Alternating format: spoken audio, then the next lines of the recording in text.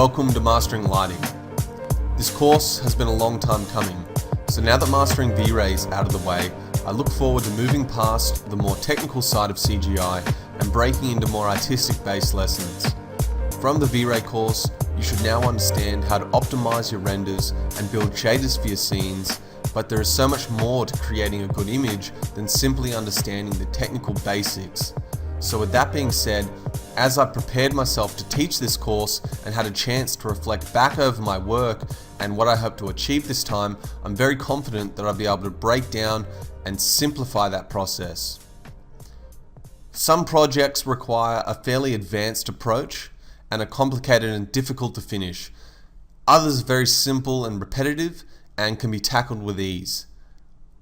It all depends on the client's requirements, the subject matter, and the level of realism expected.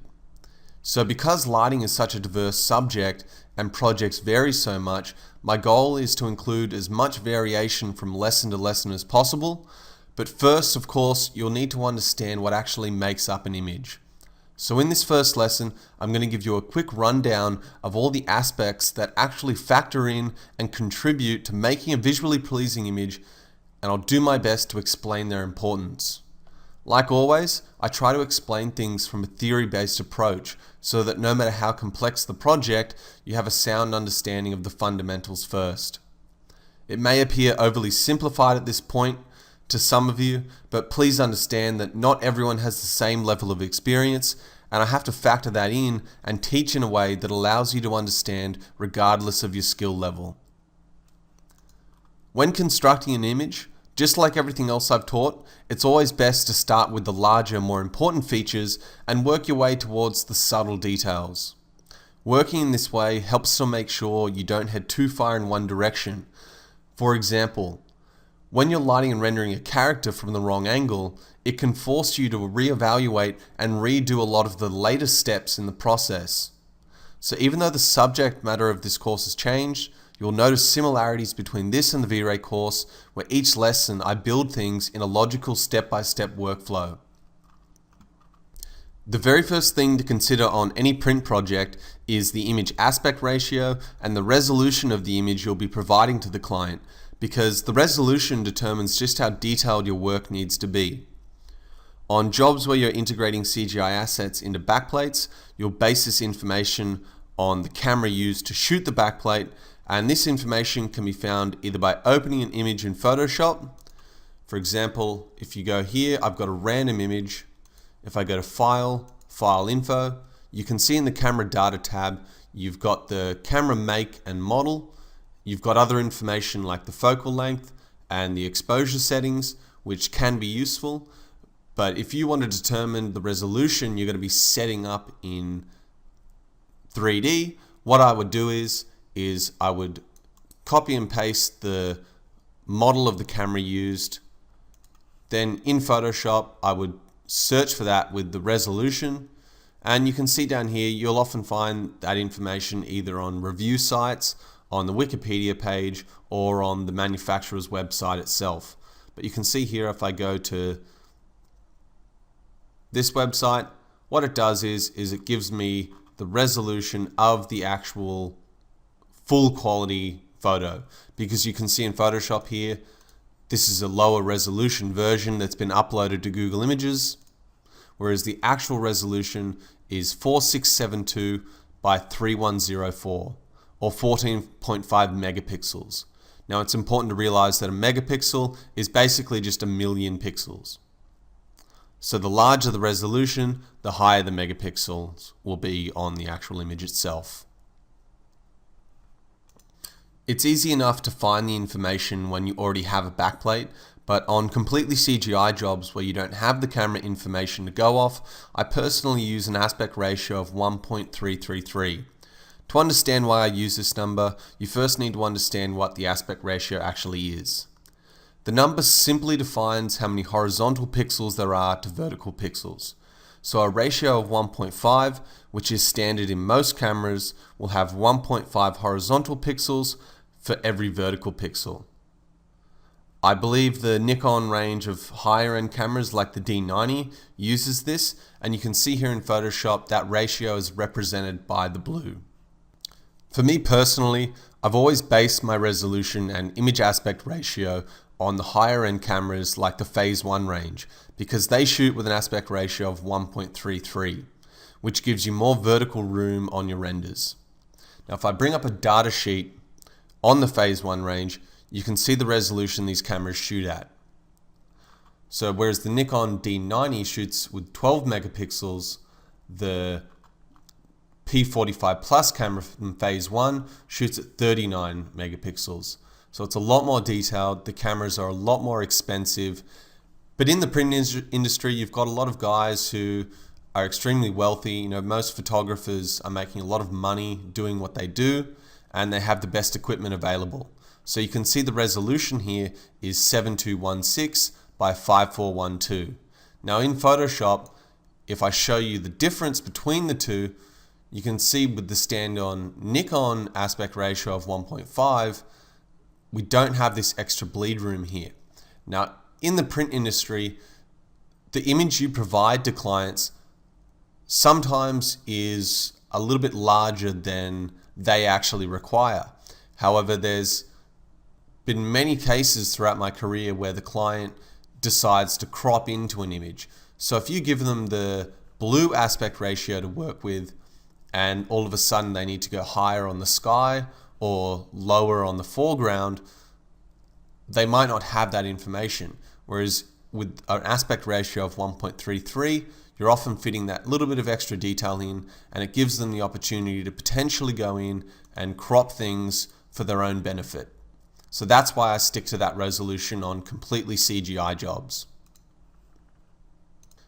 Working at the resolutions print work requires can be a very rude shock to unfamiliar artists, and I've seen guys who've come from film and TVCs crumble because what looks good at HD resolutions like 1280 or 720 or even 1920 by 1080 can look utterly terrible at the huge resolutions that the Phase 1 shoots at, like 7216 by 5412 pixels. That's a huge amount of pixels, and throughout this course, you'll begin to understand why I rely heavily on procedural shading, scattering, and texturing to make life easier on myself achieving the detail required on these projects. Once you figure out the resolution of your image, the next thing to set up is the camera, which includes the angle, the position, and the focal point. For jobs requiring you to sit CGI assets into photograph backplates, the process is fairly automated due to the new 3ds Max perspective tools, and I've shown you that workflow in the V-Ray course, but I'll re-explain it when necessary in later lessons. However, some projects are completely CGI, and you'll either have a quick mock-up or concept art from the client on which to base things on, or sometimes you'll have nothing at all, and that's when you are required to get a little bit creative in how you set things up. For any piece of artwork, the camera placement is extremely important, and once your assets are created, it's the first thing we look at nailing down. In order to do this, I approach it in one of two ways. I either request the art director come into the studio and sit down with us while we position the camera, which, when possible, is the best option because I have instant feedback, or we can create multiple cameras and send them off to be reviewed in situations where the client doesn't have time or is too far away to come in personally. When choosing camera placement, you can simply wing it and go with what feels best, and if you work with me, you'll know that I'm kind of the mindset of if it looks good, it looks good. But there are also some compositional rules to live by, like the rule of thirds and the golden ratio, and I'll be utilizing and explaining more about these in future lessons. There's a great script available that was created by Christoph Bülter, which gives us all of these standard ratios inside the 3ds Max viewport, and you can see here how I've used the scripts to help lock off a few different camera angles. Now usually in the print industry you'll have your main camera, which you try and keep it fairly standard. You're not trying to be too adventurous. You're just trying to get the whole model in from an angle which best portrays the full asset. So if I load this up and turn on the rule of thirds here, you can see that I've got things centered to the camera from all different views. But then on the horizon line, and if I go out into the perspective viewport to select the camera, you can see here in the options, I've got the horizon line ticked. And a lot of the time what photographers do is they'll line up the horizon to that rule of thirds to keep things fully centered and compositionally accurate. To further demonstrate that, I've just done a quick Google search to kind of show you what I'm talking about here. So you can see not in every image, but in most images, photographers really do like to keep the horizon on that rule of thirds line. For projects where you've got actual assets, you can see they've centered it to the image and the horizontal edge of the object sits on the right-handed side vertical line. You can also see here, while I've done a Google search for the rule of thirds, there's also a golden spiral. So if I go and do a Google search on how that works, you can see here it's kind of just a simple rule in which to frame the image and keep that detail on that line. So in our main camera, I'm basing things off the rule of thirds.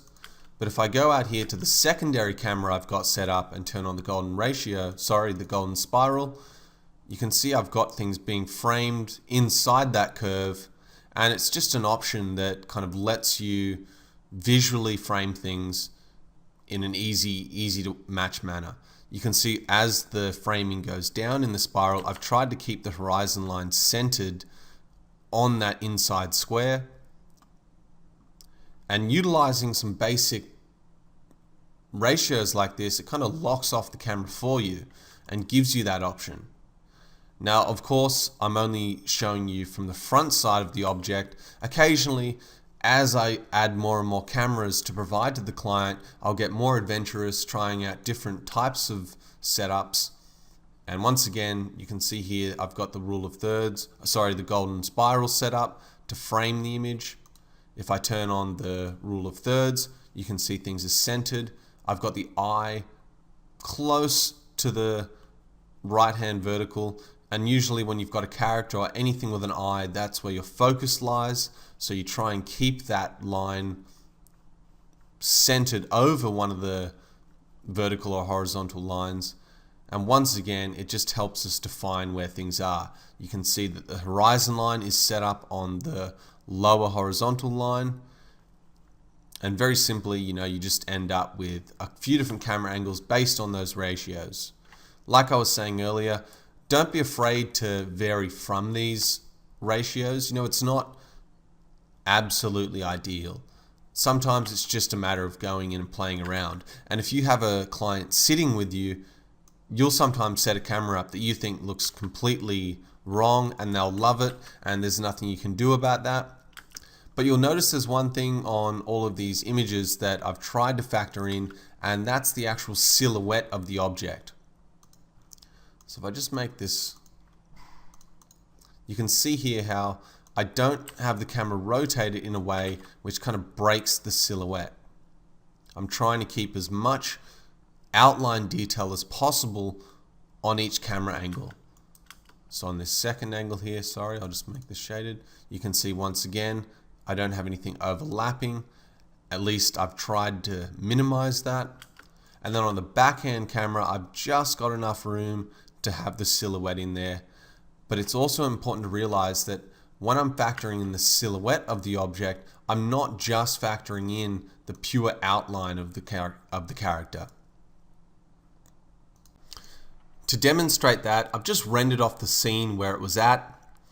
And you'll notice here that even though you've got the outline, what I'm trying to explain is that there are parts of the image that are on the internal areas which also need to be defined and factored in to how you're breaking up different details on the mesh itself.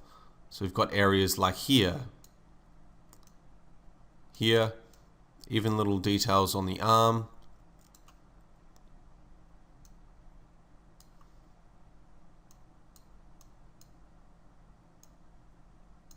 So these are all areas where we need to bring out to enhance the detail on the mesh. Now sometimes you'll get lucky, and in the raw HDR we use, and here I'm just using one from Jorgen Herland, it's just an outdoor HDR with the sun. Sometimes you'll get lucky and that will be enough to bring out all the detail on the mesh, but then there's other times where you can get a bit more artistic and bring out areas that you wouldn't otherwise be able to with the raw HDR. So if I just turn on a couple of these lights here, they're just simple V-Ray lights, and you can see by adding them, what happens is we create some highlights on the edges of detail which bring out some depth into the mesh. Now, I'm not trying to show you how to make this image look perfect here, I'm just trying to demonstrate how you can use lights to enhance the silhouette of details. So if I turn them on and off again, you can see we don't have much depth in this area, but when we add them and we get a couple of highlights here, it helps to distinguish some of those details. I've got another light on the back side. If I turn that on, you can see now on the backhand side of the character, we're also bringing out detail. And sometimes this can just be a very subtle thing. So if I drop the light intensity down, I'll just go a little bit lower. You know, it's a very subtle highlight, and you might not be able to distinguish it from the background HDR, but it's enough of a light source to just enhance the shape of the object. So once again, I'll go and select the left side and just bring the intensity of that down.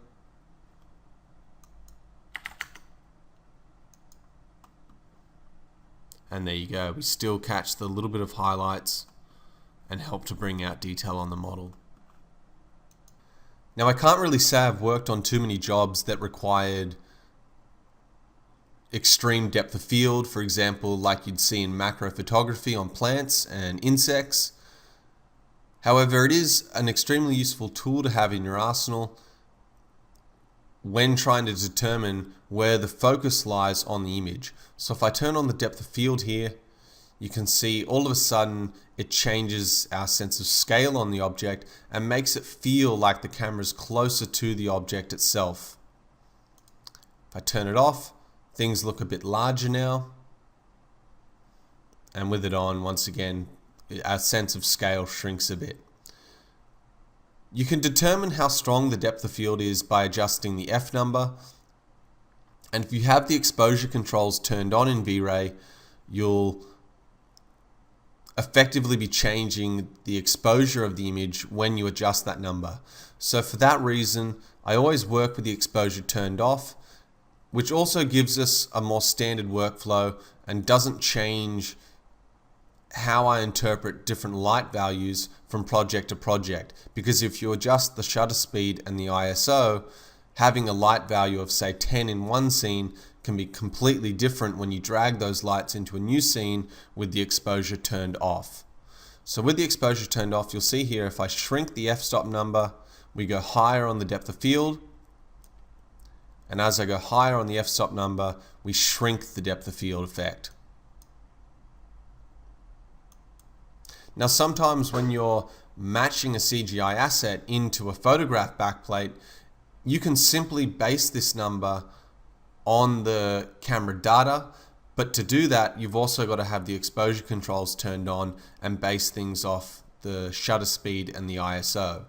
So usually for me personally, it's better to just wing it and visually put this in, or you can just rely on using a Z depth pass and adjusting things in Photoshop using the filter blur tool.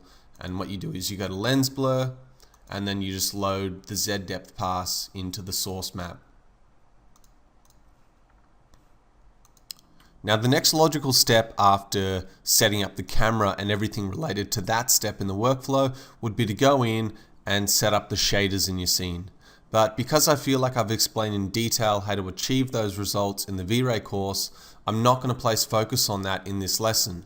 However, it's important to know that, as usual, I have a fall-off